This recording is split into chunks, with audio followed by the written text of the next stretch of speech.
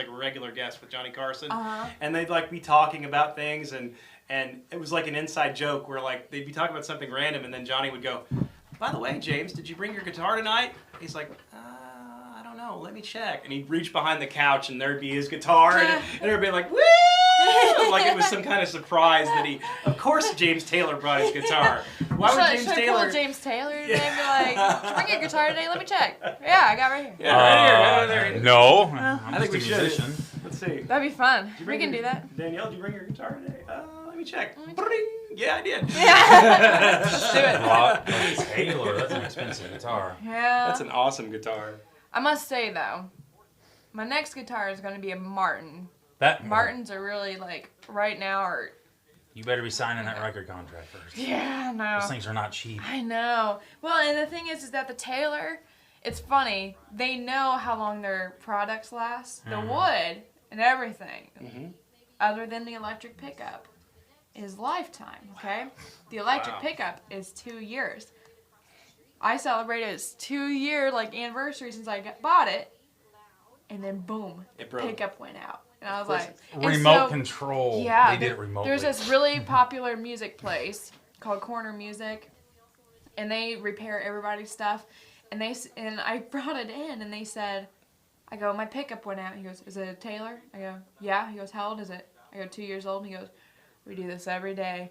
2-year-old Taylors, pickups always go out. So I put like a LR Braggs in there, which is like a really top market. God, that's terrible. It's like buying a cell phone, and they're designed to last about 2 years. Pickup was like $300. God. So, yeah.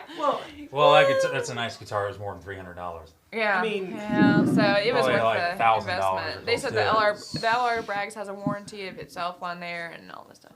My aunt works for Sweetwater. You know what that is? Yeah, kind of. So that's how we get good deals on. Oh, yeah. If you're ever in Fort Wayne, visit Sweetwater Music, okay? Okay. They have studios, they have the store of everything, like Apple products, all your studio needs, all your guitar rooms and everything. It's like a really neat place, and they have like cafe inside, they have like games inside, and there's like a slide for the employees to go down if they don't want to take the stairs. Like it's like it's like a playground for music people. It's like great. a fire You need to go. escape. They should have like a pole. Better than Guitar Center then? Oh, 10 times better. 10 times. These guys actually know what they're doing. Yeah, Guitar Center's like Walmart. Yeah, exactly. It's just a chain. Pretty much. I hate Guitar Center because I'm left-handed and I can't play, but I want to. I want to play, but I can't. Just restring it. No, I mean, like, I just can't play. I suck. I'm horrible. I used to be good at Guitar Hero. No one cares about Guitar Hero. When Guitar Hero came out, I could not be, like, I was horrible at it. I was like, it's just not the same. Like, it's not. That's right. I just sucked at it. For wannabes. Yeah. I was an awesome bass player on Guitar Hero. Yeah. Yeah. Learn to play the real thing there, Beezer. I'm recording right now. This is going in that. Oh, is it? Oh, bloopers. Bloopers. Yeah. No, it was great. Yeah, Beezer and Danielle bloopers. You're Bambi Lee. This is just me all the time. There's no bloopers about it. You're Bambi Lee from now on. I'm Bambi Lee. That thing you showed me. Oh my gosh. It's so funny. Like, I don't know why. Because it says voice changer on the Snapchat filter. Yeah, and I was like, oh, this could be so much fun. Because I saw everybody doing those viral videos of the Bambi and doing Bambi's side of the story and the mom's side of the story and all this other stuff, when the hunting season comes around. I was like, it's a voice changer. What if I sang in it? And it just, to me, it's hilarious. Awesome. I do it mostly for me because I'm just very easily entertained. Did you do Whitney Houston? Did you do I Will Always Love You? No, that's good though. I need to do that. I was doing what's her name? Cher's It's Raining Men, but I said It's Raining Bucks. It's not Cher, but that's the Weather Girls. Cher, whoever it is. The Weather Girls. You know who wrote that song? Oh yeah. You know who wrote that song? Who? It's Raining Men. Paul Schaefer from David Letterman. Yeah, or he at least co-wrote it. I've heard that. Yeah, Paul Schaefer wrote that song. Like Paul. I honestly do not know who wrote it. It's like, I think it's this person. Paul Schaefer. Yeah. That's so funny. Wow.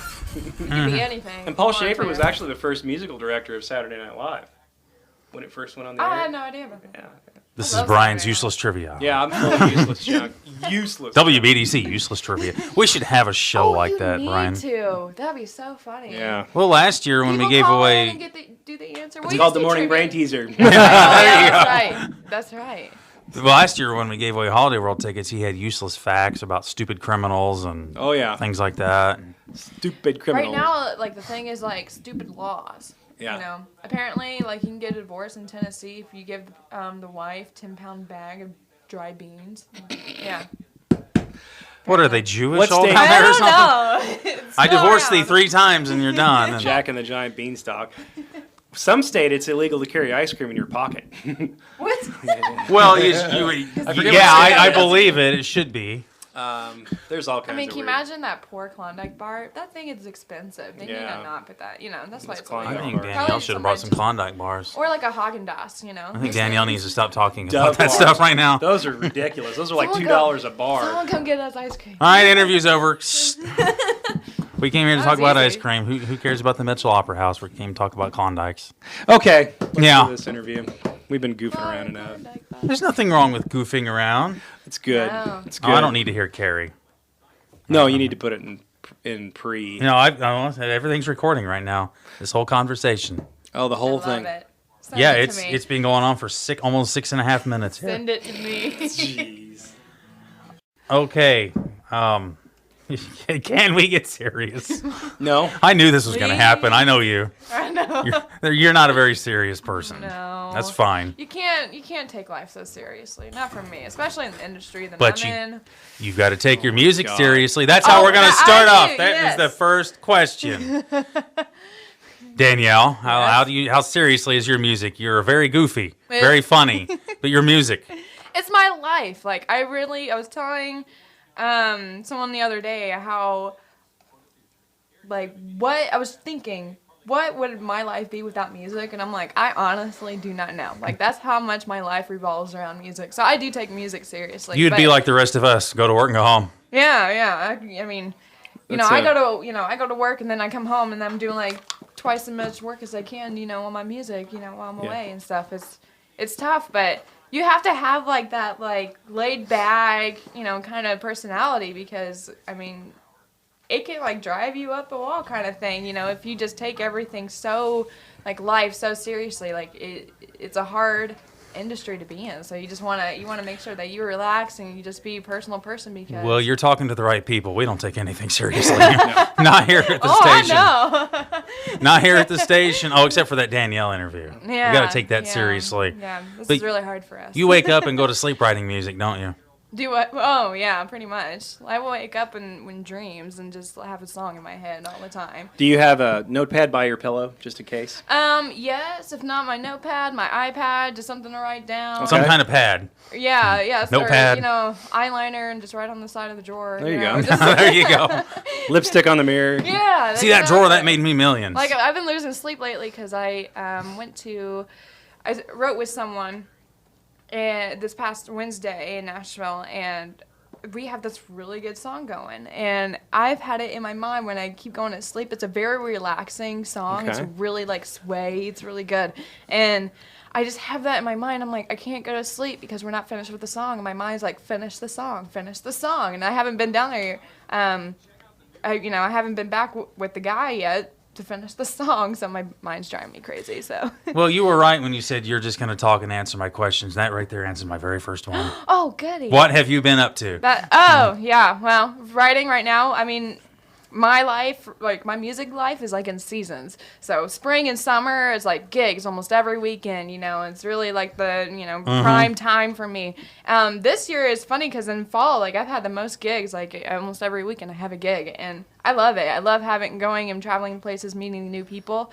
But usually fall starts winding down, and then winter comes, and that's whenever I'm down in Nashville more, and I'm songwriting. I'm doing writers' nights. I'm playing at a lot of gigs and everything, and meeting new people and networking. Like that's where like the true work in Nashville comes. And then and then whenever like right now I'm booking for 2017, so if anybody needs an entertainer, hit me up. There you go. But you say in fall it slows down a little, but ironically, your biggest show yet's coming up. Yeah, exactly. Mitchell Opera House. Mitchell Opera House. I've never played there before, and and it's funny because I didn't even ever heard of it. And here I went to IU for 4 years of college and went past it every time. And that's the thing I feel like not many people know about. So I'm so happy that you guys invited me to come talk about it.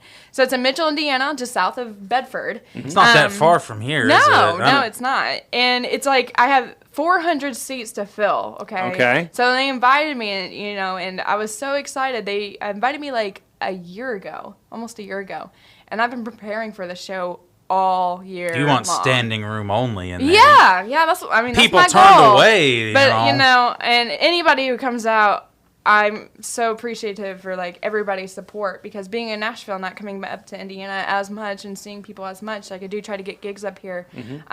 Because in Nashville, a lot of people that I know in the music industry, they're one of those that just upped and left and don't want to look back at their town. It's no, not me. I love where I come from. Yep. I need to, and so. You're glad to come back. There's no get shortage close to of home. places to play here either. Right. During the summer. Oh no! I love how everybody has their own festival every weekend, and it's great. Yeah, You it's played just- live on a parade float last year. That's right. That was so much fun. So I bet. that was I felt like I was in the Macy's parade, and in Thanksgiving. Your I was own little Macy's parade, Yeah, kinda, exactly. Did it take some getting used to be moving and playing? Oh, it did. So I forget who has that float with the big cannon on it. Do you know what I'm The talking 40 and about? 8. Yes. the There 40 were and 8. 2 floats in front of us, and I had to get ready. I had to time it out when it was coming, or I would jump out of my skin. No doubt. So, Yeah, I got some taking used to, but I got used to it. Indiana. Okay, I won't sing. So anyways, the show at the Mitchell Opera House is Saturday, October 29th at 7 to 9 p.m. There will be an intermission. Bring the kids, bring the family, bring your friends. Tickets are $10 for adults and $6 for kids. Wow, that's It's a really cool event, and they just renovated last year too. So they have this almost brand new opera house to show off to everybody, and they want to share it to everybody. So that's why I appreciate you guys inviting me in, because it's I want to share the world about this place, because it's beautiful inside. And the acoustics are going to be phenomenal. Oh yes, Yeah. yes, but it's still it's so historic. I forget what year it was, but it's such a long time ago when it was originally built.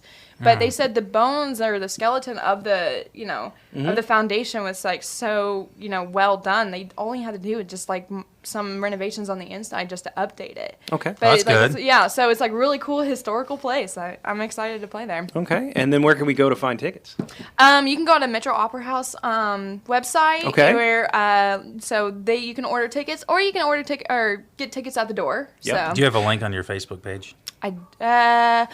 yes, I do. I believe so. I think it's in the description, but I'll repost the link whenever after this. Yeah.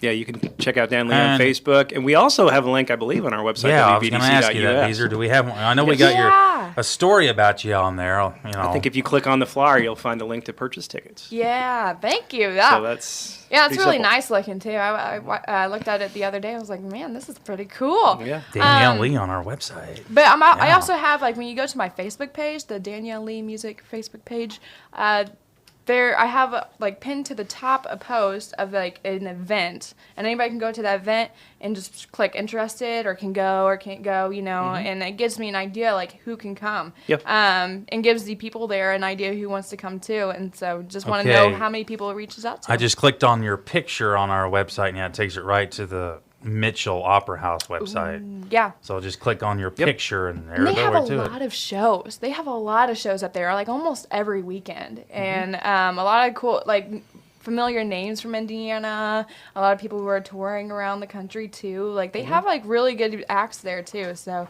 don't just come for me. Come, go often. Whenever Yeah. you want. Yeah. And I've always wanted to ask you, where do you find the most joy in performing or writing? What brings you the most joy? As much as I love performing, because I've always been an entertainer all my life. I mean, you should see or not see the home videos. I'm always in the camera. But my favorite thing is after the show, when I meet everybody. Okay. Everybody, I love like hearing everybody's stories, how they heard my music, where they're from. A lot of people say, "Oh, you should play here next," and then I go meet more people. Yeah. It's my favorite thing. I've been told many times by people, "You've never met a stranger, Danielle." And no, I haven't. Last year when you were at the Old School Cafe, Brittany and I were there. That's right. Yeah. Gosh, it feels like such a long time And you came and ago. talked to everyone. Yeah, that's what, and that's what I'm gonna do. I love having these like itty bitty like little meet and greets after my shows or during intermission or my break and everything. I just want everybody to have a chance.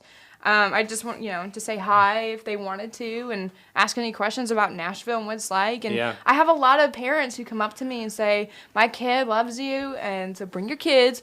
Then I have it's a great family fun time, but they have asked, like, how can they do what you do? When did you start? When did you start playing guitar? And I give them all the advice that I can. Now, that's the best thing you can tell them right now. I mean, technically, it's never too late, and but the thing is that if you want them to be good and be prepared, like, start now. Get your kids into music. I started actually with piano lessons, and I found piano, and that got me like a general sense of music and reading music and everything, and listening and building my ear. Being able to use your fingers to play. Yeah, exactly. And then I tried a couple instruments after that, and then I found guitar was my instrument, and so I just stuck with it ever since. It's grown over the time, though. I picked up ukulele and mandolin, and I'm trying to learn banjo. It's a little bit difficult. I'm going to have to take lessons. A little for that. diversity here. Yeah. And it all started in Huntingburg and all those trips to the Country Showdown all those years ago. That's right. Oh man, Man. my mom used to be in the Country Showdowns, and she won and she won one year, I believe. Oh my gosh. And she Really? Yeah. That's cool. Yeah, and she my grandfather was in Kentucky. He used to be in his own little family band, and my mom grew up singing as well with him. And then when she was my age, she started singing around at the opera houses and everything and gigs. And now it's my turn. And so it's just music has always been a part of my life, and so with her singing, I just always sang all my life with her. Like I remember my first karaoke machine; it was awesome. Well, that actually answers my next question. How'd you get started? It's in the family. It was in the family all along. I have like this like music runs through my blood kind of thing, and my grandfather's mother taught him how to play, and all this other stuff. It just goes down the line, but really, I owe it a lot to my grandfather because every Christmas we sing Christmas carols, and he brings out the guitar, and it's just like a great family, musical tradition. family tradition. And everybody sings and stuff. And so he one year just noticed that I constantly just watched him play guitar, and he goes, "You want to play?" And I go, "Yeah." And Sure. There you go. so he taught me how to play Folsom Prison right there, and I was like hooked. And you're going to be doing that here in a little bit. That's right. Yeah. Are you nervous? No. Is it? I played in front of 40,000 people before. I think I can handle it. Is it easier to play in front of people or in a setting like this? It really depends on the environment. Like some people at my work would say, "Sing for us," like on the dot, and I was like, that's the most nerve-wracking for me because I'm like, I'm not prepared. Yeah. This I could prepare for, and I'm just totally fine. But Do the do, re, mi, fa. Go through those for about an hour, and then let me prepare. Yeah, exactly. Someone said Freebird, and I'm like, I'll come back with that. Yeah, give me a second. Stop it. Can I play for 20 minutes? Yeah. Freebird. Tell me about some of your musical influences other than your family growing up. Well, since my first song was Folsom Prison, I was hooked on Johnny Cash. So hooked. Good choice. Yeah, and so I started learning Folsom Prison, Walk the Line, Ring of Fire, Tennessee Flap Top Box, and any other song I can get a hold of.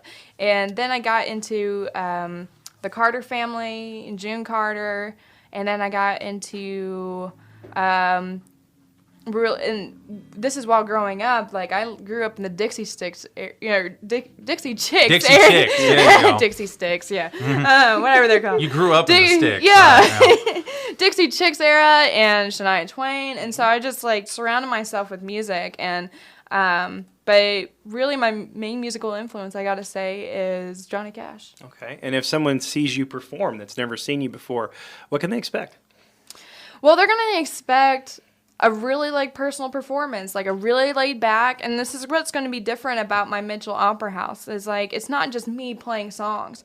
I'm going to be telling you like a story with these songs about my life, what I grew up with, what it's like to be in a musical family, and also like the journey in Nashville. And so everything is going to be relevant, and it's just going to be me and the audience. There's no pressure at all, and you know, people can shout out if they want to hear something too. It's just going to be like a hangout kind of thing. That's kind of what my shows are like too. It's just one big hangout. It's not a concert, it's a hangout. Right. It's like a jam session. Yeah, it's a listening session. Yeah, exactly. Yeah. So, challenges. Let's talk about any challenges you may have. The biggest challenge, I must say, is time. There are not enough hours in the day. Like, I have so much stuff that I want to do, music to create, people to meet, and, it's just so hard with just, like, the time I have. And here I just, had a birthday, and I'm, like, freaking out. And I'm like, oh, gosh, I'm going to be turning 30, like, Hey, I'm 34. He's not well, 34. it's different in the music industry, and, people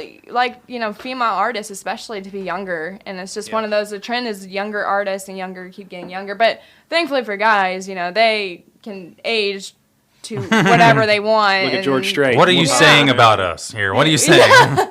You guys are lucky. It's tough. No, it is. It's tough. It's tough in the industry. But the thing is I'm so determined, and I've seen people, or I have people tell me like how they see how I work. Like, I go to work because I got bills to pay. I'm not going to be a starving artist at all. And I said I'm just going to do this right first, and not have to go home for a while and then come back. I see so many people who do that. So now I'm going to get a little bit. I'm going to get a little job, and then I'm going to at night, and that's whenever I like go to work. And it's just all about time management. And I'm still trying to perfect that. I'm horrible at it. I have to put myself on schedules, and my like crazy mind is like, no, must rebel. And I was like, no, get this done, or I'm not, But Self-discipline. Exactly. Is that a challenge for you? Self-discipline, yeah. It's just kind of like when you work all day, you just are so tired, and when you come home, but it's just, I have this like fire in my heart. It's like want this so bad. And I truly believe that you can do anything if you want it bad enough. And so I want it bad enough, so I'm going to do it. Exactly. Keep chasing that neon rainbow. Yeah, exactly. No, Beezer, don't bring your jokes in here. No, Alan Jackson, that's a great song. Yeah, I know. That's a great I'm song. talking about the song, your puns. Well, of course. Yeah, but he's right though. Don't give up. Is Brian punny? I'm very punny. Ooh. To a fault. He may be punny, but he's not funny. But yeah, he's not wrong though. Keep going for it. Yeah. Thanks. So you want to fill stadiums? I do. But I'm at this point where I am so happy of where I am today. Not many people get to be where I am today, and I'm just so grateful for that. So any success, no matter how little or how small, really means a lot to me. It's just like another part of living the dream, Minimum quit your day job kind of thing, right? Yeah, and yeah, that's my thing. Quit, But eventually get rid of the day job and just do the music full time. That's what I'm going for. That is my goal right now. And then my dream is to fill stadiums and spread music, Yeah, and the bottom line though is no matter what, as long as you get a chance to meet all those people, you'll be just fine. Right. Yeah, I want to be that person who stands outside, for 5 hours and meet every single person. I'll do that. Some people do that. Yeah, Taylor Swift did it. And that's how, I forget who she was opening for. I forget what the name was, but she was open for someone like Alan Jackson or someone, and when her set was done, she went outside, and they had to move her like outside the arena because everybody like got up and left to go meet her because they knew that there is so like, I mean, they have plenty of people in the stadium, but it was just such a ruckus. Nobody can move, and in the like little area where you can meet people, and so they had to move her outside. That's how many people want to meet her. So That's really cool. I mean, when John Connolly was here in Jasper, he did the exact same thing. Really? Yeah, he really did. He stayed after the show and met everybody, including even us people. So Us, even people. us. Yeah, so It's like Yeah. what quotations, us people. Us people. Beezer, speak for yourself. If you can't, since you can't see us, we're doing air quotes. Just There you go. Well, assuming you have a typical day, what is it like? Is it typical?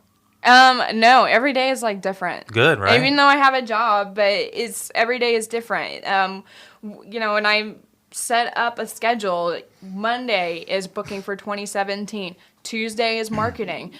Wednesday is I'm writing. Thursday I'm working on my shows. Like it is, it's just different every day, and it really depends. Like right now I'm building up my merchandise, and so that's what been taking a lot of time out of my day too. It's just finding the best companies and everything. It's people think it could be really easy. They go, oh, I can just move down to Nashville and it just happens. No. It's like, I've heard people say, oh, I don't know how to play an instrument and I haven't really sang out, but I want to move to Nashville for it. And I was like, you got to understand like what the work takes, I don't want to waste, So much.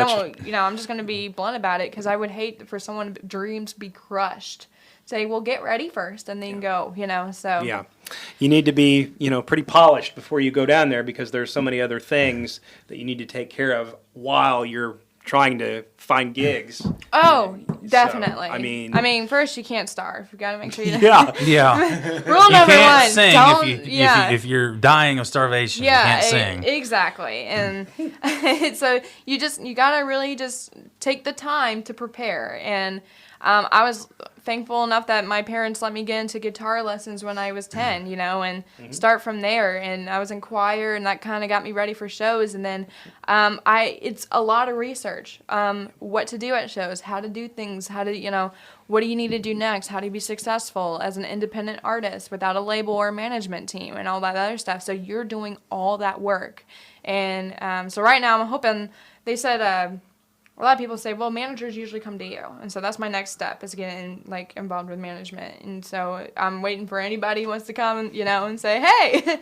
Well, you live in Nashville. Are you a part of any kind of songwriter associations or anything?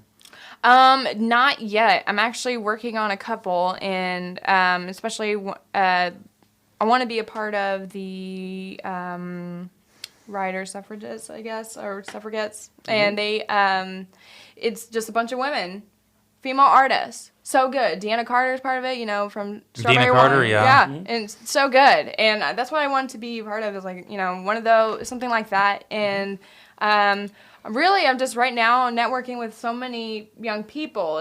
There's Facebook groups that you can join, and people help each other. And the young people today, you have to be, pretty much a good person, a nice, good person. If someone's really prideful about themselves and think they're too good, they're actually not going to go that far unless they're absolutely outstanding and they have management teams behind them and all this other stuff that can push them there. But if you're an independent artist, you need to be kind to people. You never know who you're going to meet. Yeah. Besides, you don't know how many people that I've met that I've, 1 week, and the week before I met another person, and they happen to be mutual friends, and all this other stuff. Yep. You want yourself to be looked good in the music industry, someone that's easy to work with. Yeah, and with social media and all the outlets, for communication, it's good to have that good reputation. Because word of mouth can help or hurt you. Yeah. Oh, exactly. I was at the Opry Mall. I do gigs at the Opry Mall on their stage over there, and it's really fun. I meet so many people, and one of the people over there said oh, there's this person, and it was just a little small gossip talk they were talking to me about. And I'm like, I totally know who they're talking about. They don't know that. And I was like, oh goodness. So word spreads. People talk, word spreads. And so you need to be help each other when you can, kind of thing. People have helped me so much. So my goal is to get good enough so I can help others too. Exactly. And, it's amazing how that you never would think that, but Nashville can become a really small town pretty quickly. Oh, in the music industry, it's a big city, but it's a small world. Everybody knows each other. And I've only been down there for 2 years, and I know a lot of people already, or have heard of a lot of people already. And you actually come across people who have been in the industry, who've been on tour with big artists, who've been this, and that, and I'm in the same Facebook group as Lady Antebellum's lead guitar player, and he posts stuff all the time, you're my favorite guitar player. Oh yeah, I was in one with right John Mellencamp's old drummer, Yeah, and you meet all these people, but you have to be certain, okay, be kind to others.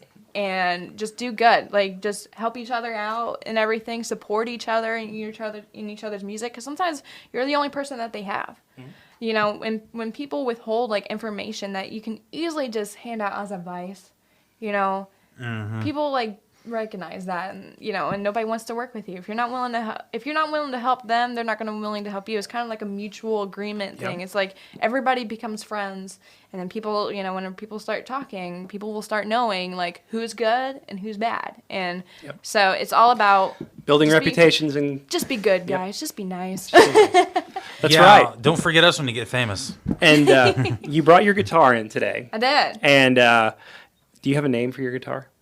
Besides Taylor. Oh. Well, this one is called Faith. Faith? I really like it because I have so much faith in this guitar. Okay. That's going to go with you throughout your whole career, isn't it? I'm hoping so, yeah. Retire it, but you're still going to keep it. Your legendary guitar. I'm never going to give this guitar like Willie up. Nelson's It's too good. guitar, Buck Owens' guitar, Right. Danielle Lee's guitar. Unless the country music or Hall of Fame wants it, that's totally fine. Hey, they're more than welcome, yeah. Or the Ryman Auditorium. Oh, yeah, exactly.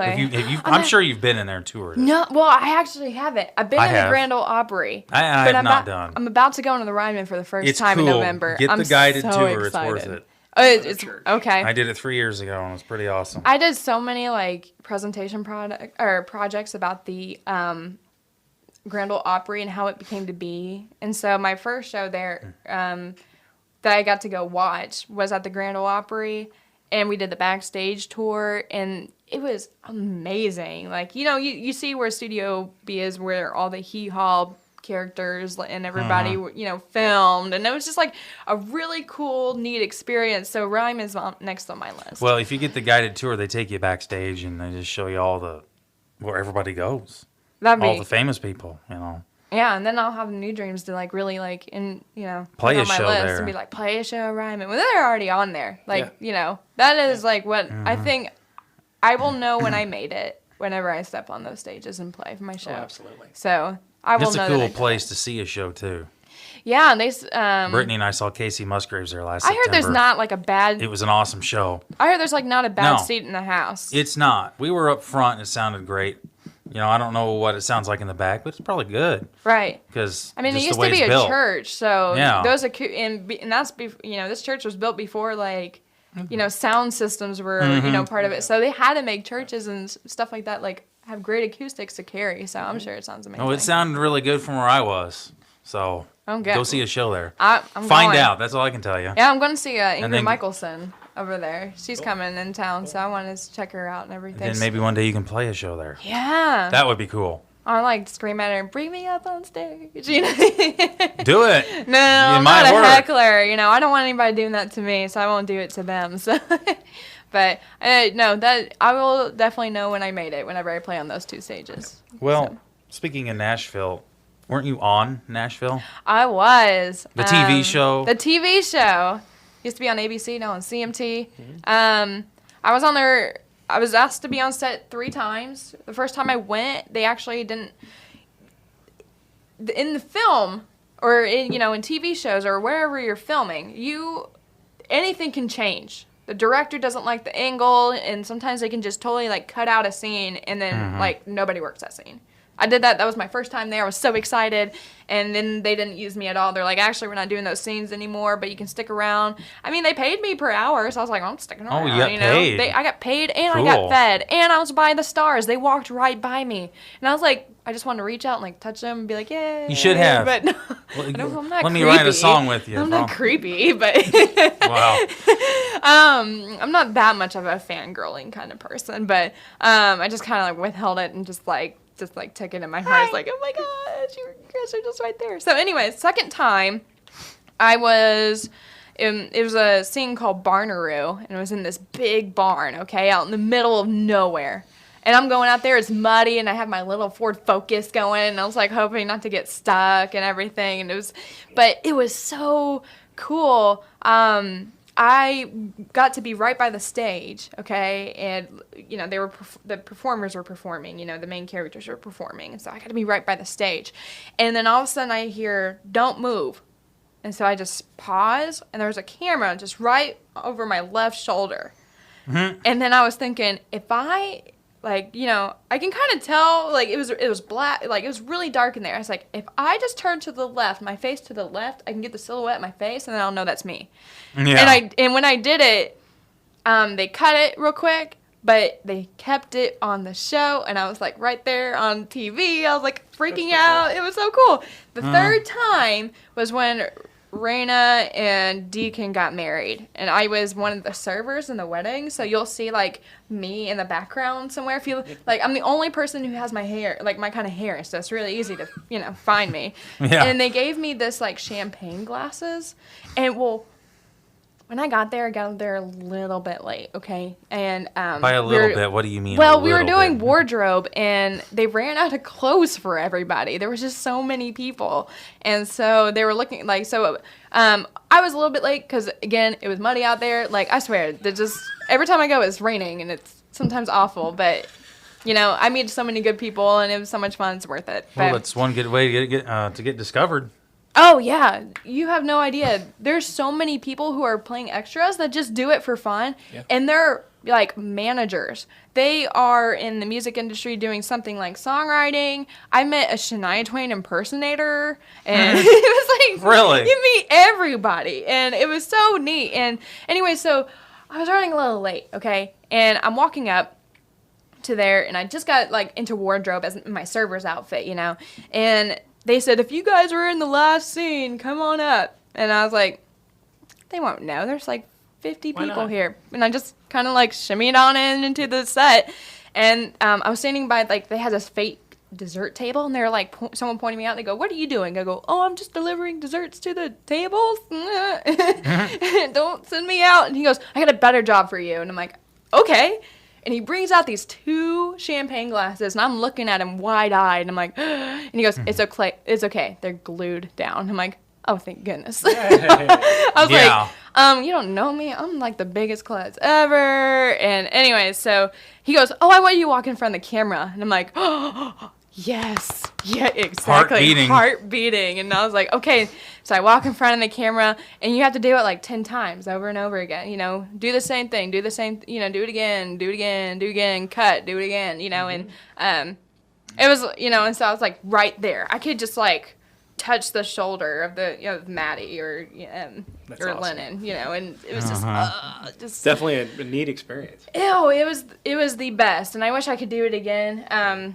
I have more of a stable job right now, so I can't really I don't have a part-time job, so I'm just kind of pesky jobs. I know, but you know what? But you know what? It's paying off the student loans, and I'm not starving, and and I have all my weekends off, and that's what really matters to me right now. If I had to have a job, my weekends are off, my evenings are off, and I'm just good to go. I'll tell you another way to meet people is go on CMT Hot 20 Countdown. You can be on there. Really? Yeah, I was on there 3 years ago just as an extra in the audience. Oh, yeah? That would be, if they have a famous singer in there, they usually do. Uh-huh.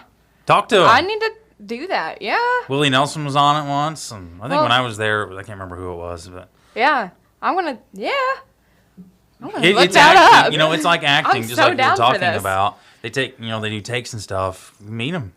I'm Meet so these people. ready. Oh, yes, please. Because Katie, one of the hosts, does singing. Oh. Katie Cook, I think.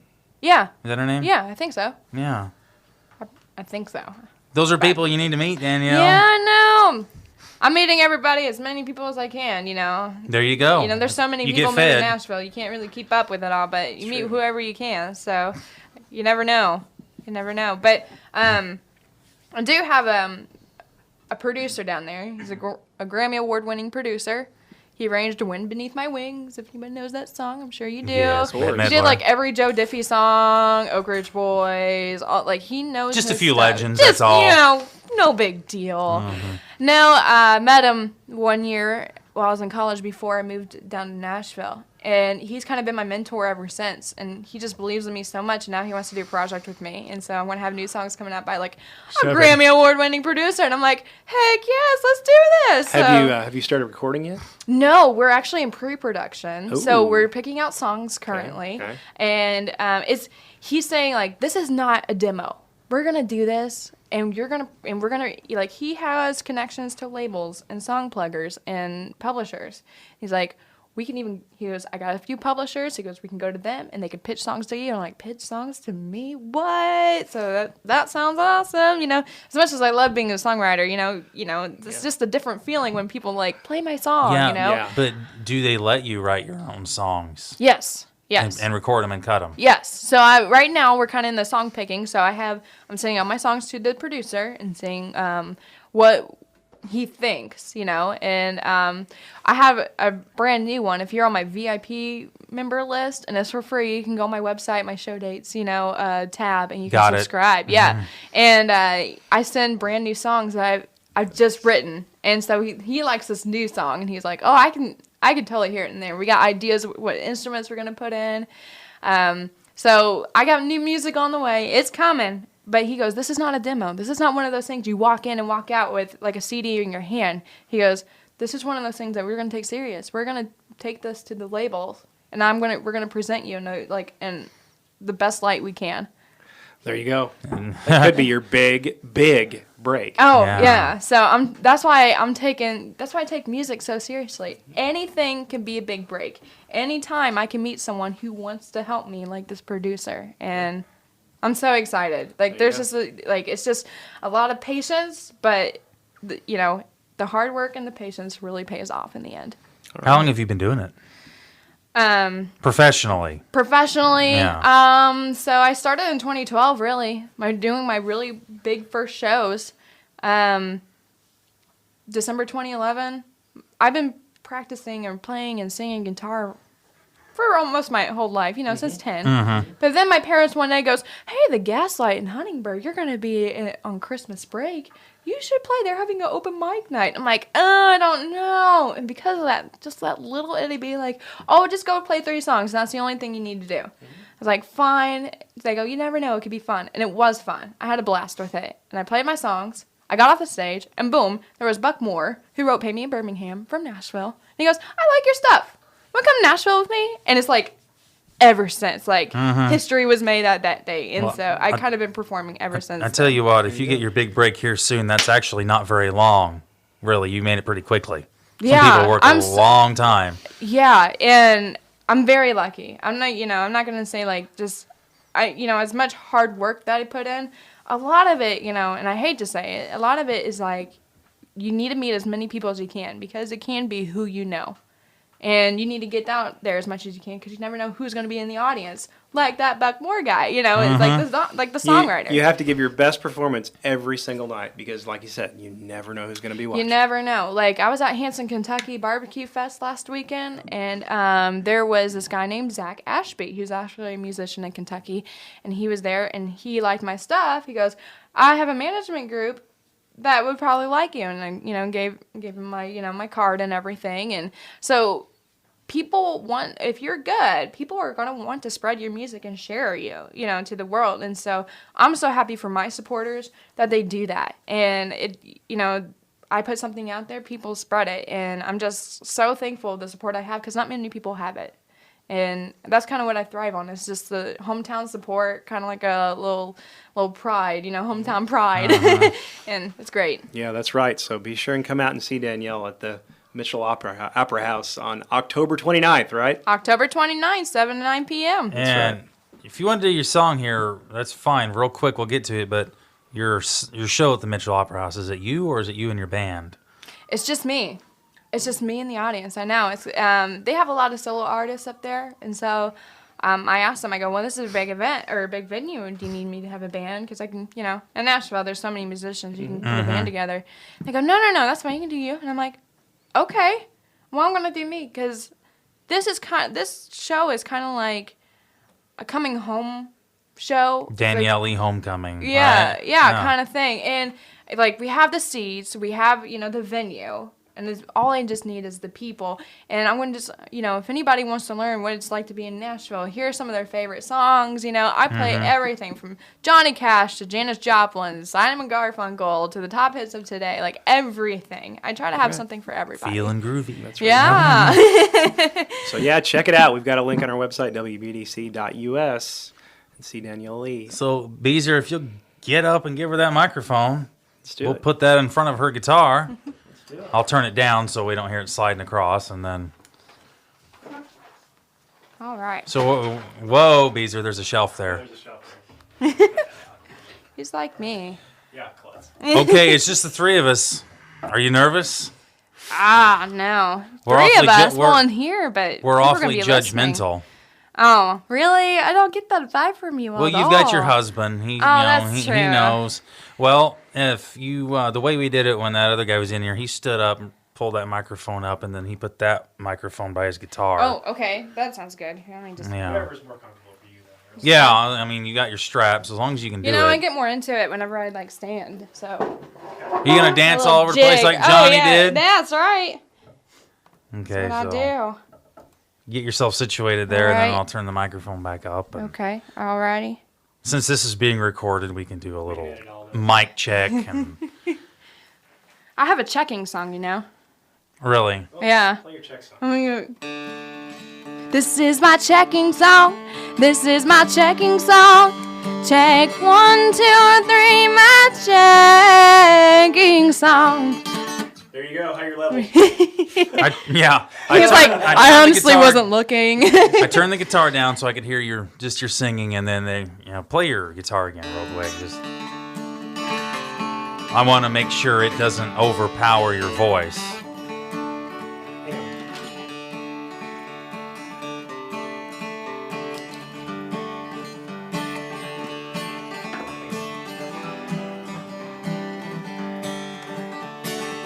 All right. Okay, now sing. Let me hear what it sounds like. This is my checking song. This is my checking song. Check 1, 2, 3, my checking song. That'll be good. Okay, I turned your guitar up just a little bit. That's fine. I'll keep the headphones on and watch the levels while you sing, so you got one less person in your audience. Okay. Just so you're not as nervous. No. So what are you doing first, Folsom? I'm doing Folsom first. All right, you go ahead. I'll shut up. Okay.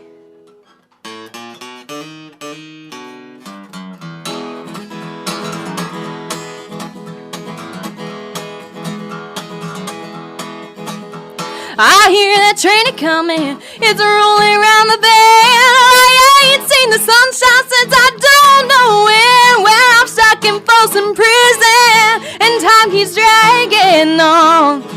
Oh, when I hear that train a-rolling on down the San Antone.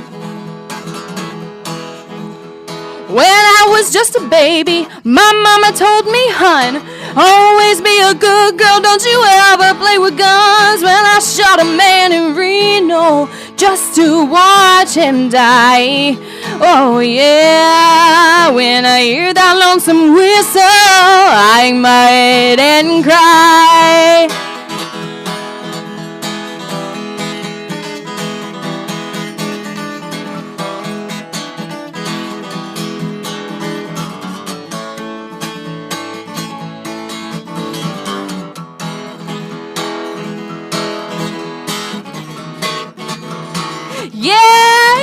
Yeah. I bet those rich folks eating in a fancy dining car, they're probably drinking coffee and smoking big cigars. Well, I knew I had it coming. I know I can't be free. Oh no, but those people keep on moving. That's what tortures me. Well, if they free me from this prison, if that real dream was mine, I bet I'm moving on a little farther down the line, far from Folsom prison. That's where I want to stay. Oh yeah, and I let that lonesome whistle blow my blues away.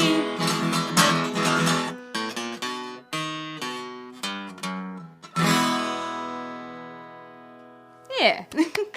It's hot in here. You're on fire, Danielle. It is hot in here. Well, let's open a window here. Feel my temperature rising.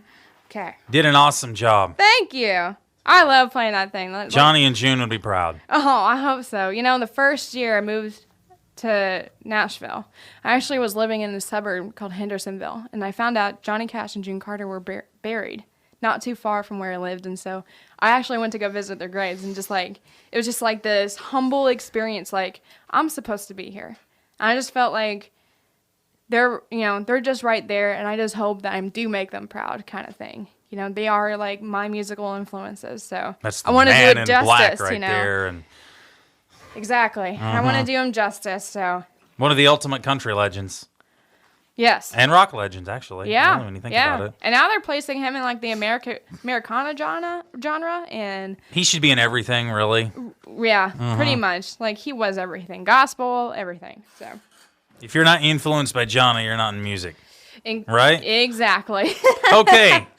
Our Indiana Home, correct? That's right. This is one of my favorite songs I've ever written, because I just think it's just so, like, I have so much heart and so much love from where I come from. And this is for all you guys, all you Hoosiers. This is for you.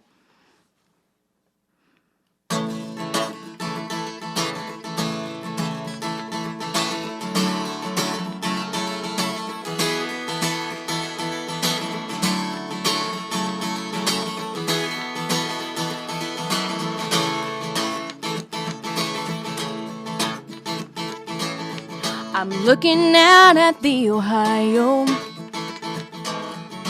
past the fields where the corn grows. Limestone walls towering the winding roads. Summer spin out on a pontoon, sitting by a campfire, singing songs about love and beer in our John Deeres. This is our life. This is our soul. Come out and join our little Hoosier paradise. We'll party all night till the fire burns low. Oh, everyone's welcome to our Indiana home. When the sun sets in the west, that's when the girls come out to play. The guys already in their trucks after a long, hard day. This is our life. This is our soul. Come out and join our little Hoosier paradise. We'll party all night till the fires burn low. Everyone's welcome to our Indiana home.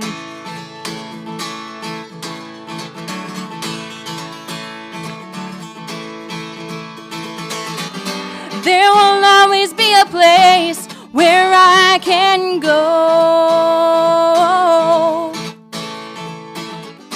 where love is plenty and down the dusty road. This is our life, yeah. This is our soul. Come out and join our little Hoosier paradise. We'll party all night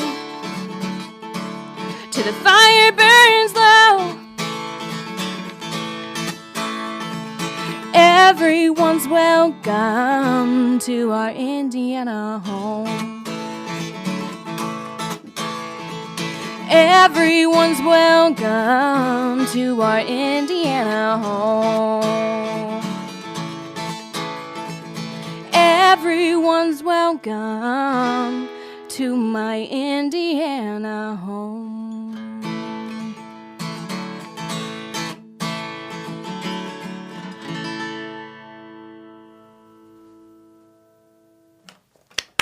Yeah, Danielle Lee, everyone. Thank you guys. Thanks for having me so much. Our Indian. Oh, you don't have to leave now if you don't want. We'll party all day if we can. Well, I got to be at home at 4 for the birthday party. That's 3 hours from now. What's your daughter's name again? Chloe. Chloe. Remember she or at least tried to sing "Let It Go" on your float last year. That's right. Oh my gosh, she is so darling. Tell her happy birthday for me, okay? Oh yeah, I will definitely do that. Yeah. She's 4. She's 4. Oh my goodness. Yeah. So. Already? Gosh, I feel like. Get my camera to focus. Yeah. I can't tell if these are really. Well, I watch her on Facebook. She's growing up. Like that window is nice. Yes, she is. Kind of. No. Does she act grown too? Does she act like she's a grown up too? No, that's her little sister that's very mean to her. Oh, a little sister. Oh, that's funny. She's the one that she'll be 2 in December, and she's already chasing boys. You'll see one and just smile. So funny. I'm like, no, run, kid. That's so funny. She'll be 2 in December, and she's already doing that. I'm like, those oh well. twos. Yep. Mm-hmm. So cute. Well, you know what? You can stay as long as you want. You can do another song. I don't care. You know, it's up to you. This has been a good enough interview, Kenyon. You could actually chop this up into 2 separate ones. Well, I'm gonna have to. It's already almost an hour now. Oh my goodness. Yeah. I told you. I was telling him I was supposed to pick up a pizza at 1 o'clock. Oh no! You can leave. I don't. You know. No, they keep it in the warmer for you. Yeah, It's better to have too much than not enough. Oh yeah. Oh, yeah. You know, I never want to be one of those where like they're like begging for something. You know, have you been in one of those interviews yet where you're like begging people? You could really No. You could really run a snippet one every day this week if you And want. you can put in, take out whatever you want. If something doesn't sound right. Well, something is gonna have to come out at the beginning. Stop this.